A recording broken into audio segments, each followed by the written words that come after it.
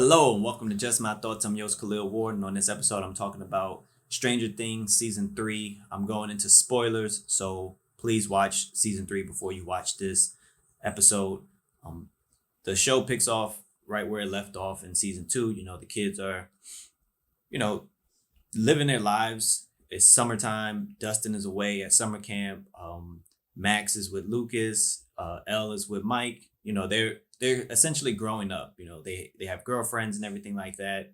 And then little things are happening in the town as always in Hawkins. And then Dustin comes back. And they kind of split the group up. They did this in season 2, and I didn't really like it in season 2. When they split Elle away from the boys because Elle was hanging out with a bunch of people that didn't matter. But this time around, I think they got it right. With the addition of new characters like Robin and Lucas's sister Erica, I really enjoyed the dynamics of the groups. Rather than just going through the same motions as season 1 or season 2. When everybody's together, they split everybody up. So it was usually Mike, Lucas, and Will together. And, they were going through their own things because Mike and Lucas were having trouble with their girlfriends. So they had their own dynamic. Then you had Elle and Max hanging out most of the time, and it was the girls' time.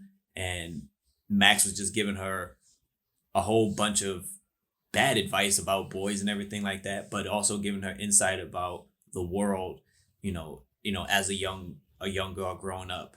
And then you had Steve, Dustin, Robin, and Erica together at the Scoop place, which was really cool. You had Hopper and Joyce together. Then you had Jonathan and Nancy. So every group dynamic was really well done, and I enjoyed all the new additions because this show is, although the story is really good, I really enjoy the character interactions. I love all the characters that they really introduce. Of course, the original are really good. Will, this time around, I thought they were going to go again with him being controlled or something when he was in the movie theater and he started scratching his neck. I was like, come on, not again. Let this boy live. Let him help us, or something.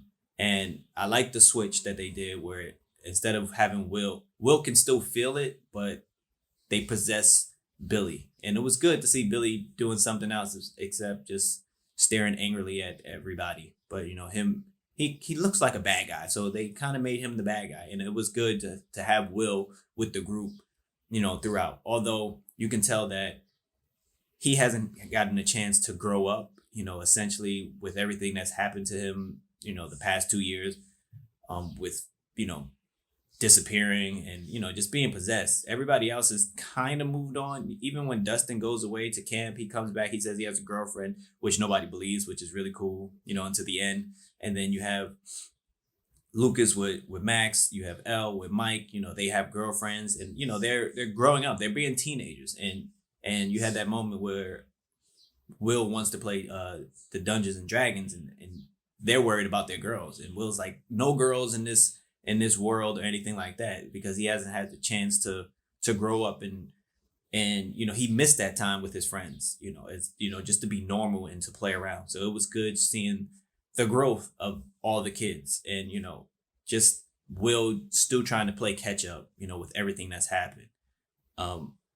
With Dustin, I missed him being around the boys because they always got into it and they always talk crap to each other. So I kind of missed that. They only spent like one episode together in the beginning when they went up to the top of the hill so Dustin could try to call his girlfriend. But other than that, they didn't really spend too much time. But Dustin has great chemistry with Steve, who works in the ice cream shop. So it was a good spinoff to have Dustin with him because they have chemistry from the previous season, and it was fun to watch. And then you had Lucas's sister Erica, who just kept showing up to the ice cream shop. And at first I was like, she is so annoying. She wants to try all the ice cream. She has all these other girls with her. She wants all the samples. She's not doing anything. And then she becomes useful. And I really enjoyed her in that part. She was really smart. She's a nerd, as Dustin said, and she cursed a lot. It was interesting to see her curse as much as she did. But she didn't take any junk from anybody. Any of the adults, any of the other kids. She knew what she was talking about, and she let it be known. And I thought it was a fun dynamic to have those three plus the new girl Robin who was also really smart. And it was something different, but it felt familiar to have Dustin around a bunch of people who snipe at each other, but overall enjoy each other's company.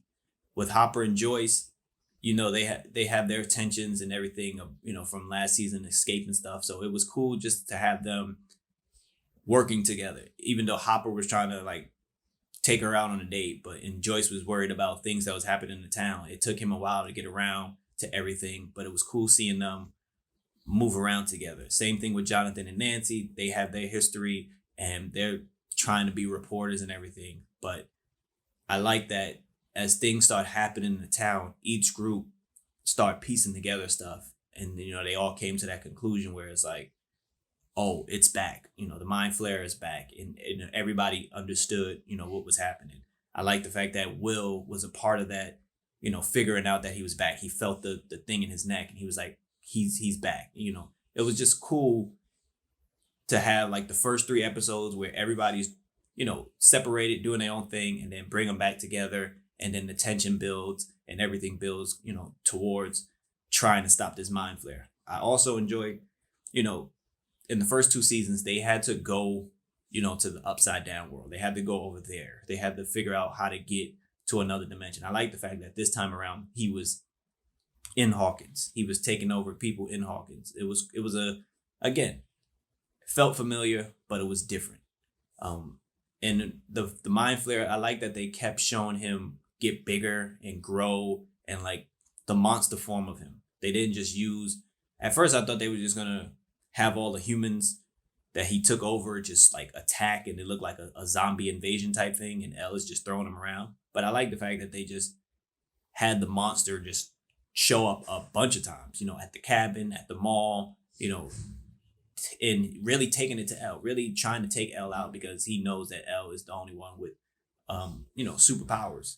So it was a different feel, for a show that, yeah, it keeps taking place in the same town and a lot of the same things keep happening to these same kids. But the added characters and the switch of where everything took place, plus the addition of the Russians, it just made things a little better to me. I think it's a better season than season 2. I still think season 1 was probably the best season because we got introduced to these characters and the boys were younger and they were so funny and so well done. But I think season 3 is a step in the right direction. Of course we get left with a post-credit scene for a TV show, which doesn't normally happen when they're in Russia and you see they got the Demigorgon out there in Russia, and they mentioned the American, and I think it is Hopper because we don't see him die.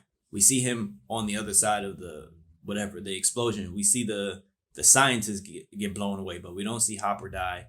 And Elle reading his letter, which was very emotional, after everything they've been through and everything that happened in these 8 episodes. It was cool for her to read the letter and have his voiceover read the letter and see how she got emotional. And she leaves with Joyce, who's like her surrogate mother.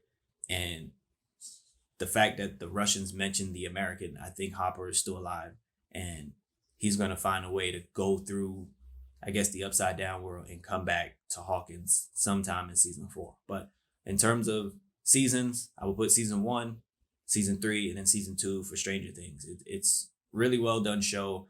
For me, the story is cool, but I really enjoy the characters, and I think they did a great job adding new pieces to this ensemble, and it was fun watching everybody. I'm still a big Dustin fan.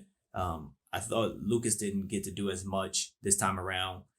Elle is always great, showing her growth as a human, because she's not technically human. Max didn't get to do as much as he did in season 2. It was good to see Will, not just disappear and look like a zombie all the time. He actually had thoughts and had plans. Mike again stepped up mostly as the leader. He seems to be the leader amongst the boys and everything like that. But it's a great show. Let me know your favorite characters in the show. Let me know what you think of the new additions, Erica, Robin. Even Murray got some shine. He's a little crazy, but he got some shine. But thank you for listening. Deuces.